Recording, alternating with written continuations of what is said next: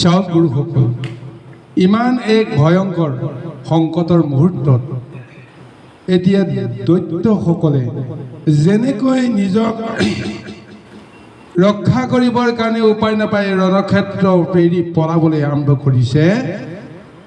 আৰু এই ৰূপটো দেখা পোৱাৰ লগত এতিয়া দেৱতাসকল যিহেতু হৰি ভক্তিৰ মহাফল তেওঁলোকৰ লগত আছে, সেইকাৰণে তেওঁলোকৰ দুগুণ শক্তি বাঢ়ি গ'ল আৰু সেই দৈত্যসকলক পিছে পিছে খেদি খেদি মাৰিবৰ কাৰণে প্ৰযত্ন কৰি গৈ আছে।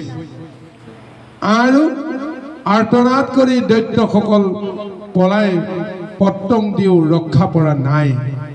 এই দৃশ্যটো যেতিয়া বৃত্তাসুৰে প্ৰত্যক্ষ কৰিছে, তেতিয়া তেওঁ দৈত্যসকলক সুৰক্ষা দিবৰ কাৰণে বা দেৱতাসকলক প্ৰতিৰোধ দিবৰ কাৰণে তেওঁ অকলে আগবাঢ়ি গৈ বাধা ৰূপে থিয় দিছে দেৱতাসকলৰ সন্মুখত।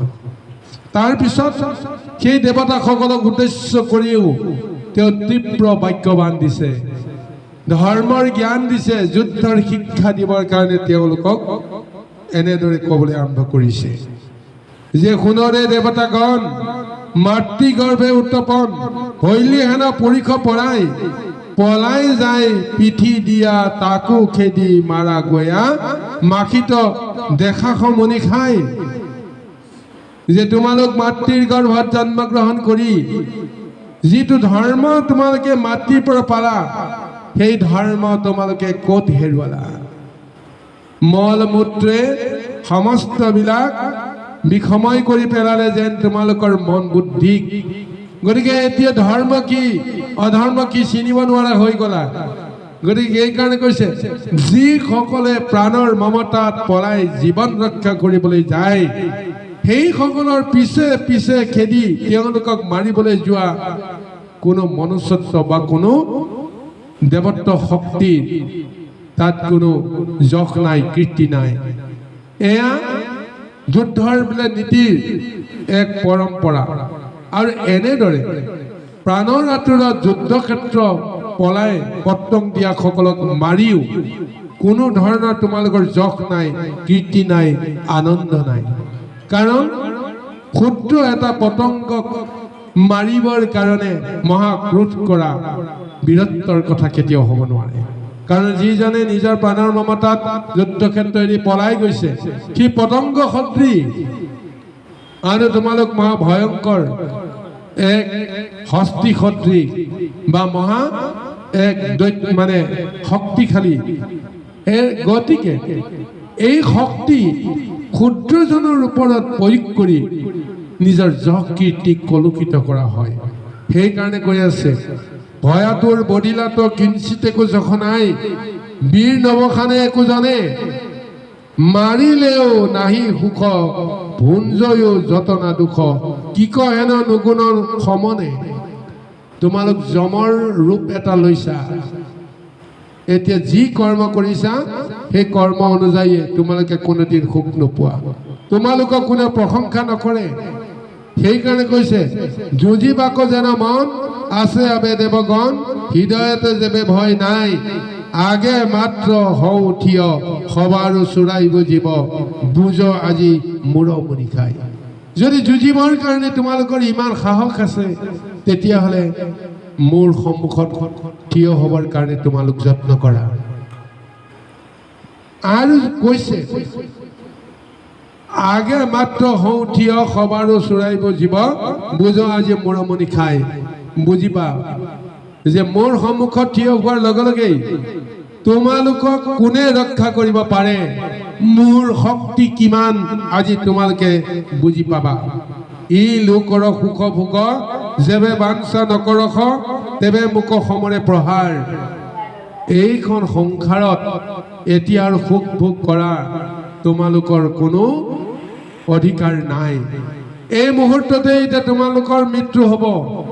গতিকে তোমালোকক উপদেশ দিছো, তোমালোকৰ ইষ্ট দেৱ কৃষ্ণৰ তোমালোকে সোঁৱৰণ কৰা, তেতিয়াহে তোমালোকে মুক্তি পাবা। কাৰণ মোৰ পৰা তোমালোকক কোনেও ৰক্ষা কৰিব নোৱাৰে। এতিয়া চাওক, আজি যি প্ৰভু ভগৱন্তক আজি দেৱতাসকলকো কৰাই দিছে যে এই মুহূৰ্তত তোমালোকে কৃষ্ণক পাহৰি গৈছা, সেইকাৰণে তোমালোকে অপযশ কৰিছা, অকৃতি কৰিছা, যুদ্ধৰ নীতি ভংগ কৰিছা। কিন্তু তাৰ কাৰণে এতিয়া তোমালোকৰ পতন ঘটিব, মোৰ হাতত তোমালোক সমস্তবিলাক ধ্বংস হৈ যাব লাগিব। গতিকে এইখনত তোমালোকে যদি পৰলোকত মুক্তি পাব লাগে, ইষ্টজনক এই মুহূৰ্তত চিন্তা কৰি সৎগতি লাভ কৰা। চাওকচোন বাৰু কি মহা উপদেশ দিছে। আমাৰো জীৱনৰ প্ৰতিটো মুহূৰ্তত আমি এই উপলব্ধিটো কৰিব লাগিব। জীৱনত যিমানেই সংকট নাহক, আমি ইষ্টজনক প্ৰভু ভগৱন্তক আমি কোনো কাৰণতে যেন আমি পাহৰিব লগা নহওঁ। তেওঁক মনত ৰাখি স্মৰণত ৰাখিহে সমস্ত কৰ্ম যদি কৰিবলৈ যাওঁ, তেতিয়াহ'লে জানিব লাগিব আমি কেতিয়াও নীতি বিৰুদ্ধ কৰ্ম কৰিব নোৱাৰোঁ। সি দেৱলোকেই হওক, মনুষ্য লোকেই হওক, যি লোকেই নহওক। আৰু সেইকাৰণে আজি বৃত্তাসুৰ এনেদৰে দেৱলোকত তেওঁ প্ৰশংসিত হ'ব লগা এটা অৱস্থালৈকে গৈ আছে। এতিয়া এনেদৰে বৃত্তাসুৰে ভয়ংকৰ মূৰ্তিৰে তীব্ৰ গৰ্জনেৰে সৈতে দেৱতাসকলক গালি পৰাৰ পিছত এনেকুৱা এক ভয়ংকৰ তেওঁ গুজৰণি মাৰি দিলে। একেটা গুজৰণিতে স্বৰ্গ মধ্য পাতাল ভেদি গ'ল। সেই গুজৰণিত কাণ তাল মাৰিলে দেৱতাসকল, ভয়ত বিতত হৈ গ'ল। যেনেকৈ আমি কাৰোবাৰ এটা ধমক নিমিষতে যদি আচম্বিত যদি লাভ কৰোঁ, আমি খৰ্বসৰি যেনেকৈ আমি ভয়ত আমি বিতত হৈ পৰোঁ, তদ্ৰূপ তাতোকৈ বেছি ভয়ংকৰ এক মূৰ্তি যেতিয়া বৃত্তাসুৰে লৈ সেই মহা আৰ্তনাদ কৰি দিলে, ভয়ংকৰ চিঞৰ মাৰি দিলে। একেটা চিঞৰত সমস্ত দেৱতাসকল ভয়ত বিতত হৈ অস্ত্ৰ শস্ত্ৰ ত্যাগ কৰিব লগা হ'ল, অচেতন হৈ পৰি যাব লগা হ'ল। আৰু জ্বৰ প্ৰায় অচেতন প্ৰায় সেই দেৱতাসকলক গৰকি গৰকি তেওঁ মহা তাণ্ডৱ কৰি গৈ আছে, দেৱতাসকলক নিন্দা কৰি গৈ আছে।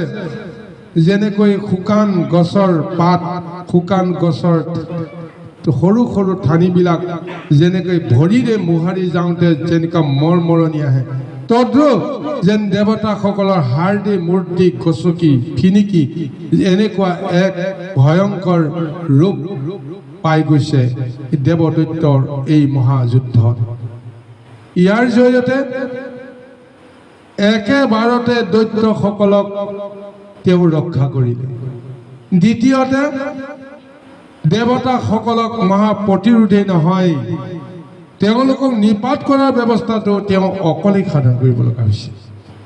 100জনে নোৱাৰা কামটো এজনেই সম্ভৱ কৰিব পাৰিলে তেওঁ কেনেকুৱা এক শক্তি তেওঁ ধাৰণ কৰিব পাৰিব লাগিব। চাওক, এই শক্তি কোনে দিয়ে এই কথাও চাব লাগিব। লক্ষ লক্ষ জনক ৰক্ষা কৰিবৰ কাৰণে এজনেই যদি সমৰ্থ হয়, তেতিয়াহ'লে সেইজনৰ শক্তি কোনে দিব? সেইজনে কেনেকৈ সেই শক্তি ধাৰণ কৰিব? অথচ আপুনি বা মই যদি চিন্তা কৰোঁ, পঞ্চভূতি এইটো দেহা, পঞ্চভূতি দেহাত কি আছে ভিতৰত? ক'ৰ পৰা ইমান শক্তি আছে? আপুনি কেতিয়াও শক্তিৰ সন্ধান কৰি আপুনি দেহৰ পৰা শক্তি উলিয়াই দিব নোৱাৰে। কিন্তু শক্তি কি ৰূপত আছে, কেনে ৰূপত আছে, সেই শক্তি আমি ইচ্ছা কৰিলে প্ৰয়োগ কৰিব পাৰোঁ, কিন্তু সেই শক্তিক আমি কেতিয়াও দেখুৱাই দিব নোৱাৰোঁ এয়া ক'ৰ শক্তি। গতিকে সেইকাৰণে ভগৱন্তৰ মহাশক্তি লৈ আমি সমস্ত জীৱকুল কৰ্ম কৰিবৰ কাৰণে আমি বাধ্য হৈ আছোঁ। মায়া সংসাৰত আমি ডুবি আছোঁ কাৰণে বিষ্ণু মায়া আমাক আচন্ন কৰি আছে কাৰণেই মই বৰ বুলি এক অহংকাৰ কৰাৰ বাহিৰে আমাৰ একো কৰিব লগা নাই। কিন্তু যদি এই আত্মতত্ত্ব ভক্তি তত্ত্বৰ মাজেৰে নিজৰ পৰিচয়টো বুজাই পাওঁ, যি দেহক লৈ যি শক্তিক লৈ কৰ্ম কৰিছোঁ, এই শক্তিটো মোৰ নহয়, এই দেহটোতো মোৰ নহয়। কৰ্মখিনি যদি কৰি আছোঁ, এইখিনি কৰ্ম মই কৰা বুলি অহংকাৰ কৰা কি যুক্তি আছে? ঈশ্বৰে দিয়া দেহ ঈশ্বৰে দিয়া ইন্দ্ৰিয় শক্তি, ঈশ্বৰে দিয়া বল বুদ্ধি, এই সমস্তখিনি প্ৰয়োগ কৰি কৰ্ম হৈ আছে জগতত। এয়া কাৰ কৰ্ম হ'ব লাগে? এয়া ঈশ্বৰৰ কৰ্ম হ'ব লাগিব। গতিকে ঈশ্বৰতেই আমি সমৰ্পিত কৰি কৰ্ম কৰিলে কেতিয়াও আমাৰ পৰাজয় হ'ব নোৱাৰে। আজি বৃত্তাসুৰ একেটা ভয়ংকৰ আৰ্তনাদতে বা ভয়ংকৰ চিঞৰতে, গগন ফলা চিঞৰতে আজি দেৱতাসকল যেন পৰাভূত হৈ গৈছে। তেওঁলোকে বৃত্তাসুৰক বধ কৰিব পৰাটো দূৰৰে কথা, বৃত্তাসুৰৰ সন্মুখ হ'ব পৰাও সাহস নাই। আৰু এই কাৰণে নাই, ইয়াৰ আগতে বৃত্তাসুৰে তেওঁলোকক সোঁৱৰাই দিছে, এই মুহূৰ্ততে তোমালোকে বিষ্ণুক সোঁৱৰণ কৰা, কাৰণ তোমালোকে বিষ্ণুক পাহৰি গলা। অহংকাৰত মদমত্তত নিসহায়জনক এনেদৰে খেদি খেদি কাপোৰ খালী কৰি মহানন্দ কৰাটো কোনো কাৰণতে তোমালোকৰ শোভা পোৱা নাই। গতিকে এতিয়া অচেতন যে হৈ গ'ল, কাৰণ সেইটোৱেই। আৰু এই কৰ্মখিনি কৰিবৰ কাৰণে যাওঁতে তেওঁ কৃষ্ণক তেওঁ ধাৰণ কৰি লৈছে, কৃষ্ণক তেওঁ পাহৰি যোৱা নাই। আৰু শত্ৰুপক্ষকো কৈছে তোমালোকে কৃষ্ণ নাম লোৱা। তেতিয়াহ'লে চাওক তেওঁ কেনেকুৱা যোদ্ধা হ'ব পাৰে। নিজৰ হাতত অস্ত্ৰ আছে, আনৰ হাতত অস্ত্ৰ নাই, শত্ৰুৰ হাতত অস্ত্ৰ নাই।